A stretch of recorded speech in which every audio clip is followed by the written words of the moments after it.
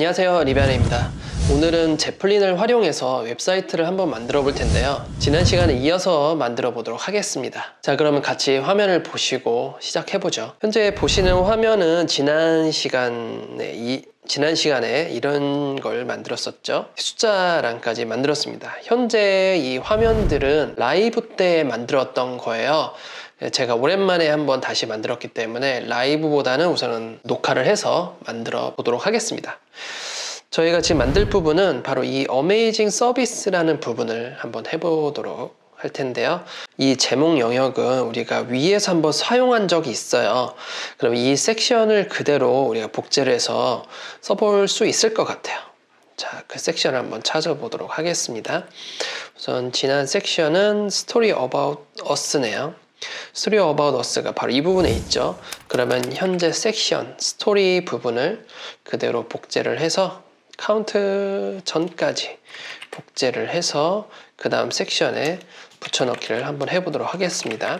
그리고 섹션을 마무리 시키고 그 가운데 있는 내용은 필요가 없죠. 이 리스트 부분은 필요가 없고 바로 이 스토리라는 클래스 영역만 필요한 거죠. 이곳에 h2가 필요하니까요. 자, 미리 보기를 하면 이렇게 내용이 나오게 되죠.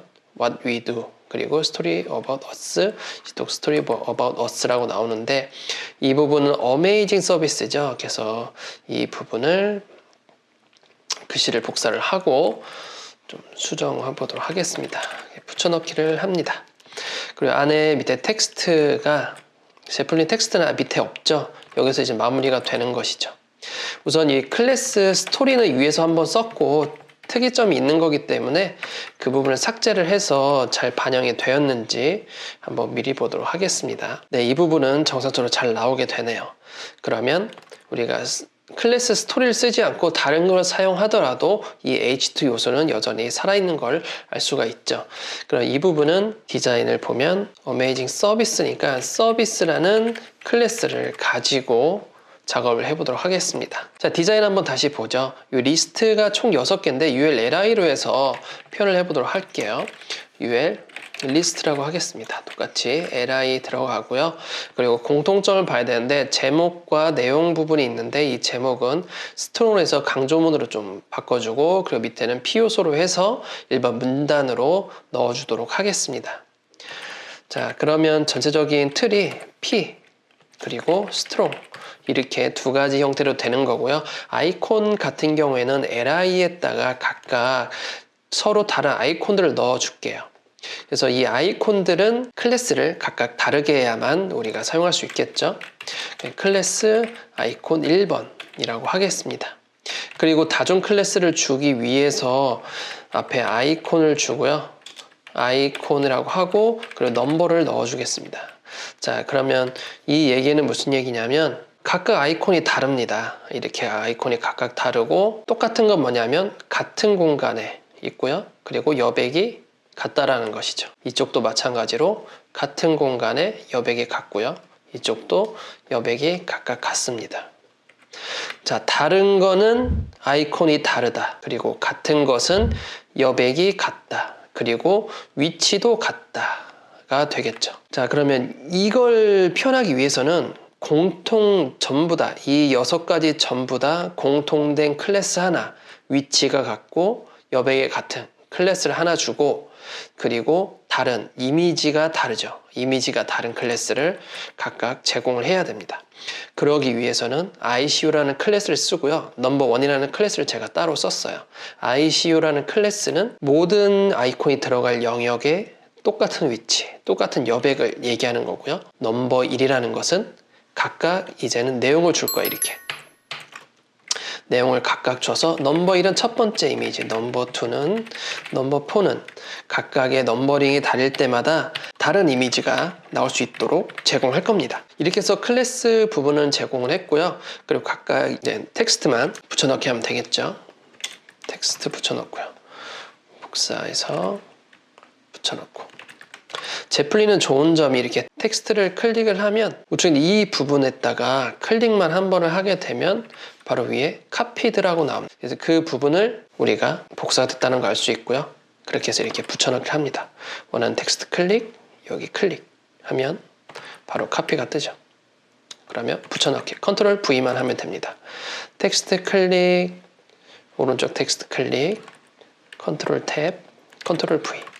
다시 클릭, 클릭, 컨트롤 V만 하면 되는 것이죠. 자, 밑에도 쉽겠죠? 클릭, 클릭. 단어가 짧으면 물론 복사 붙이기로 하는 것보다 직접 쓰는 게 더 낫겠지만 우리가 일을 하면서 오타에 대해서 굉장히 민감해요. 그렇기 때문에 오타는 우리가 내면 안 된다. 그래서 그대로 주어진 텍스트 복사 붙이기로 넣는 것이 안전하다라고 생각을 하시면서 간단한 단어도 이렇게 복사 붙이기를 하면서 넣는 게 좋습니다. 자, 이런 식으로 다 붙여넣기라고 저장하겠습니다. 그럼 미리 보기 한번 해보죠. 자, 그럼 이렇게 텍스트가 다 나오게 됐죠? 이 부분을 CSS로 제어하면 이제 오늘은 마무리가 될 것 같습니다. 자, 클래스 서비스를 가지고 한번 제어를 해볼게요. 자, 스토리 왔고요. 여기다가 클래스 서비스를 가지고 여백을 한번 볼 텐데요. 여백은 여기와 이 사이 여백이죠. 109 픽셀이 나와 있네요. 그러면 패딩을 109 픽셀로 놔주고요. 아래쪽 여백은 우선은 나중에 보도록 하죠. 자, 다음은 이 제목, 이 선과 이 텍스트와의 간격을 보겠습니다. 이 텍스트 보면 66 픽셀이죠. 그러면 전체 리스트와의 간격이 66 픽셀인 거예요. 자, 그러면 리스트죠. 서비스 클래스 리스트에 패딩은 위로 66 픽셀을 넣어줍니다. UL 위로죠. 지금 이 부분이 UL이기 때문에 UL과 H2와의 간격을 벌릴 수가 있는 것이죠. 리스트 위로 패딩을 주었으니까요. 자, 미리 보게 되면 이렇게 두 개 사이에 여백이 생기는 걸 볼 수가 있습니다. 요만큼의 여백이 생겼죠. 방금 준 게 요만큼의 여백입니다. 이런 식으로 저희가 줄 수가 있었습니다. 자, 다음 디자인 한번 볼까요? 그 다음에 여기 세 개에서 줄내림까지 되어 있어요. 자, 그러면 우리가 세 개 분할을 해야 되니까 플롯을 한번 주어도 되고요. 아니면 우리가 플렉스를 사용해도 될 것 같습니다. 자, 위에 우리가 플렉스를 사용한 적이 있는지 보고 플렉스 사용한 적이 있네요. 플렉스를 사용해서 3등분을 시킬 거고요. 그리고 자동으로 떨어질수록 하고 이 가로 사이즈를 좀 알아야겠죠. 이 가로 사이즈가 1200이네요. 1200 안에서 떨어질 수 있도록 만들어 보도록 하겠습니다. 자, 기존에 우리가 1200이 될 수 있도록 만들어 놓은 게 없어요. 옆에 붙었다라는 건 가운데 정렬이 안 됐다라는 것이죠. 그러면 이곳에다가 우리가 가운데 정렬을 시키기 위해서 플렉스 우선은 주고요. 디스플레이죠. 디스플레이 플렉스를 주고 가로 사이즈를 1200 주고요. 마진 0에 오토를 줍니다. 자, 그러면 가운데 정렬이 될 거고요. 그리고 3개씩 떨어져서 우리가 내려놔야 되기 때문에 저스티피 컨텐츠를 스페이스 뷰틴으로 씁니다. 그러면 첫 번째와 마지막에 옆으로 다 붙게 되고요. 그리고 더 이상 옆으로 계속 붙는 것이 아니라 떨어져야 되죠. 밑으로 떨어지려면 1200 이상보다 떨어지게 하려면 플렉스에서 랩 해주고요. 랩이라고 하게 되면 밑으로 떨어지게 돼요. 이런 식으로 떨어지게 되죠. 근데 가로 사이즈가 지정되지 않았기 때문에 뭔가 들쑥날쑥 하게 되죠. 2개고 3개고 1개고 3개씩 하려면 LI마다 각각의 사이즈를 줘야 돼요. 33%로 주면 적당하겠죠. LI의 가로 사이즈를 34.3%로 넣어보도록 하겠습니다. 자, 그럼 이렇게 6개씩, 3개씩 나오는 총 6개의 내용이 이렇게 나오게 되는 것이죠. 좀 더 볼 수 있게 밑에 여백을 좀 더 줘보도록 할게요. 자, 밑에 여백은 제가 임의로 주도록 하겠습니다. 나중에 수정할 수 있도록 하기 위해서 122픽셀이네요. 122픽셀.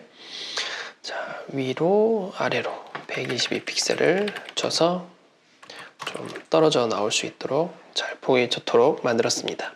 이제 각각 텍스트의 크기 그리고 우리가 디자인에서 볼 수 있는 이 여백들 다 확인을 해줘야겠죠. 글씨가 가장 긴 부분을 찾아야 돼요. 이거는 현재 282픽셀이고요. 이거는 273픽셀이네요. 보면 273픽셀이고요. 이곳의 가로 사이즈는 282픽셀입니다. 그럼 282픽셀에서 줄내림이 됐다고 봐야죠. 이게 짧은 줄에서 떨어지는 것이 아니라 긴 줄에서 떨어지는 것이 맞는 거겠죠. 그러면 기본적으로 282픽셀에서 떨어지니까 이 P 요소가 가로 사이즈가 282로 한번 만들어 보도록 하겠습니다. 그러면 리스트 li의 P 요소는 가로 사이즈가 282픽셀로 해서 우선 떨어뜨리도록 해보고요. 글씨가 이쪽에서 다 떨어지겠죠. 그 전에 떨어진 것들은 우리가 BR을 넣어줘야겠죠. BR 줄내림 한번 해보도록 하겠습니다. 여기서 BR이 됐고요. 그리고 여기서 BR이 됐네요. 다음 이 단어에서 또 BR이 됐습니다. 미리 볼까요? 자, 이런 식으로 됐다라는 거죠. 왼쪽에는 다 붙어 있어요. 현재 1200픽셀은 현재 여기서 이렇게 그려지게 되는 것이죠. 우리는 좌측 정렬이 이렇게 돼 있는 거예요. 좌측 정렬. 그리고 여기서 여기까지 좌측 정렬. 이렇게 좌측 정렬이 돼 있는 형태로 현재 구현을 한 겁니다. 하지만 우리가 디자인을 보면 이쪽에 아이콘이 있어야 되잖아요. 그러면 이 그림 영역 자체를 이쪽으로 보내버려야 돼요.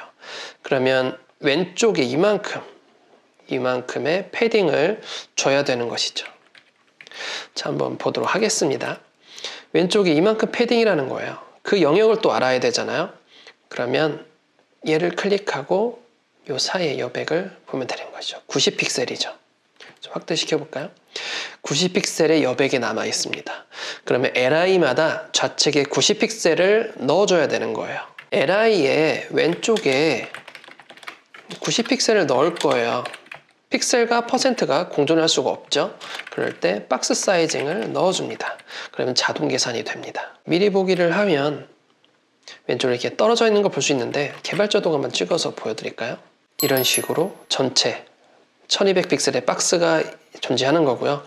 여기에 이렇게 패딩이 좌측에 들어간 것이죠. 자, 그러면 여기 아이콘을 한번 넣어보도록 하겠습니다. 그리고 글씨도 한번 조절을 할 건데 아이콘부터 한번 처리를 해보죠.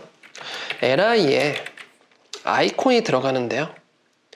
클래스 ICO가 붙어 있는데 백그라운드 URL부터 한번 넣어볼게요. 백그라운드 URL 해서 이미지스 폴더에 있는 아이콘을 넣었는데 이미지 추출 제가 한 개를 한번 해봤었습니다. 여기다가 아이콘을 하나 했었고요.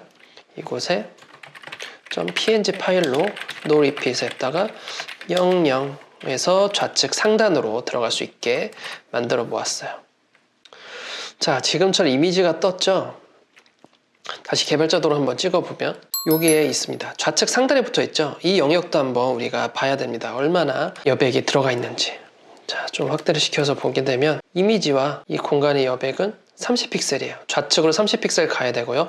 위로는 완전히 붙어 있는 형태입니다. 자, 위치를 보면 X는 30픽셀이고요. 위로 붙어 있다는 거죠. 한번 보도록 하겠습니다. 자, 이 위치가 맞는 것이죠. 이제는 각각 이미지의 명이 달라요. 이럴 때 다중 클래스 이 넘버 준 거, 우리가 이렇게 넘버 1, 2 준 것을 넣어주면 되는 것이죠. 자, 이 상태에서 넘버 1이 붙었을 때 이미지는 나머지는 다 빼고요. 이미지는 이렇게 넣으면 되고요.